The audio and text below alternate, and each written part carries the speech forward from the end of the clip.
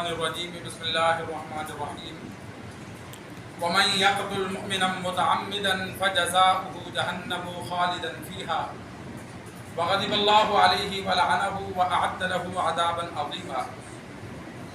اللہ تبارک و تعالی ارشاد فرماتے ہیں جو کسی مومن کو ناحق قتل کرے گا جان بوجھ کر، اس کا ٹھکانہ جہنم ہے، اس میں ہمیشہ رہے گا، اللہ کا اس پہ غضب ہو، اللہ کی اس پہ لعنت ہو، اور اللہ نے اس کے لیے بڑا عذاب تیار کر رکھا ہے۔ سرکار دو عالم صلی اللہ علیہ وسلم کا فرمان چند دن پہلے نقل کیا تھا کہ کبیرہ گناہوں میں سے اللہ کے ساتھ شرک کرنا، والدین کی نافرمانی کرنا، اور تیسرا تھا وہ قتل النفس، ناحق قتل کرنا۔ کسی مسلمان کو، کسی بھی انسان کو ناحق قتل کرنے کی جان بوجھ کر، اگر ارادہ قتل نہیں تھا، غلطی سے ہو گیا تو آخرت میں گناہ نہیں ہے۔ بعض دفعہ غلطی سے گولی لگ جاتی ہے یا کسی کو لگ گیا، لیکن جان بوجھ کر کسی کو قتل کرنا ارادتاً کبیرہ گناہ ہے اور سخت گناہ ہے۔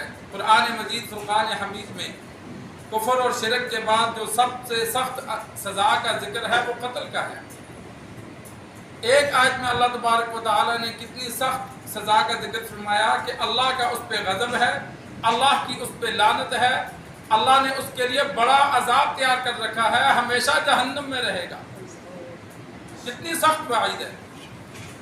3 وجہوں سے مسلمان کو قتل کرنا حاکم وقت کے لیے جائز ہوتا ہے کہ اگر کوئی شادی شدہ زنا کر جائے، جرم ثابت ہو جائے تو اسے سنسار کیا جاتا ہے، یا نعوذ باللہ کوئی مرتد ہو جائے تو اسلام چھوڑنے پر اس کو 3 دن کی مہلت ہوتی ہے، اگر ایمان نہ لائے تو اسے قتل کیا جاتا ہے، یا کسی کو ناحق قتل کرے تو بدلے میں اسے قتل کیا جاتا ہے۔ اس کے علاوہ کسی مسلمان کا قتل جائز نہیں ہے، اور قتل میں تعاون کرنا بھی جائز نہیں ہے، مشورہ دینا بھی جائز نہیں ہے۔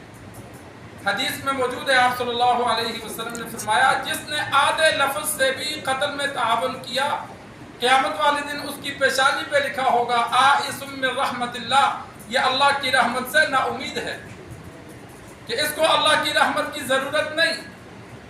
کتنے سخت وعید ہے کہ اس کی پیشانی پہ لکھا ہوگا جس نے مشورے میں صرف آدھا لفظ بولا، پورا لفظ بھی نہیں بولا۔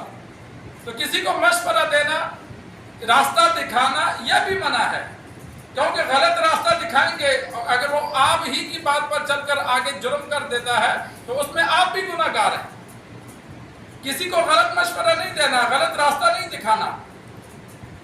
یہ قتل سرکار دو عالم صلی اللہ علیہ وسلم نے ایک اور سزا کا حدیث میں ذکر فرمایا کہ مومن کے ساتھ اللہ تبارک و تعالی کی مدد شامل حال رہتی ہے، ما لم یصب دمن حراما، جب تک وہ حرام خون تک نہیں پہنچتا۔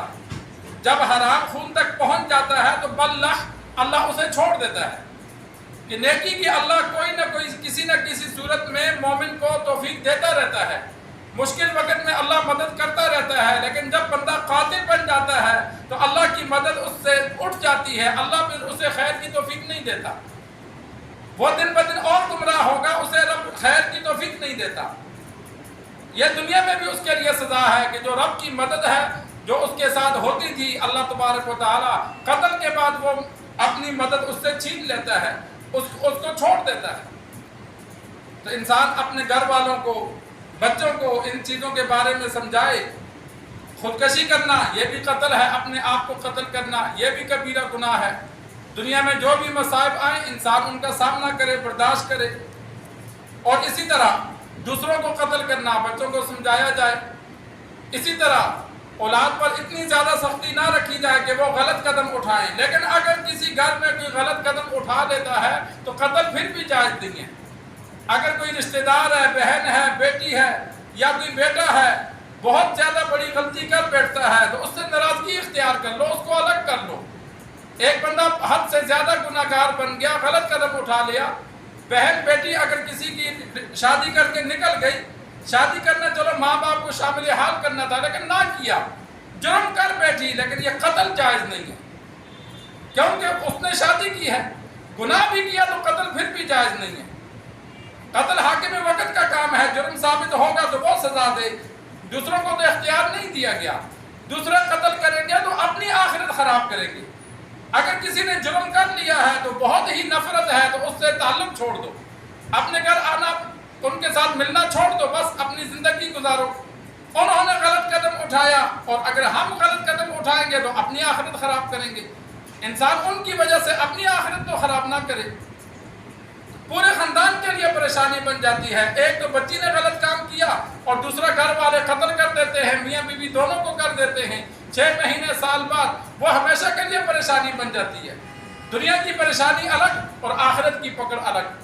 तो इस वजह से इंसान गुस्से में आए लेकिन गुस्सा इतना रखे जितना शरीयत ने इजाज़त दी है। जिस काम की, जिस सज़ा की शरीयत ने इजाज़त नहीं दी वो किसी को इंसान ना दे, अगर देगा तो कल क़यामत वाले दिन उसका जवाब देना पड़ेगा। अल्लाह से दुआ है अल्लाह तबारक व तआला हम सबको हर बुरे अमल से, बुरे फेल से बचने की तौफीक अता फरमाए।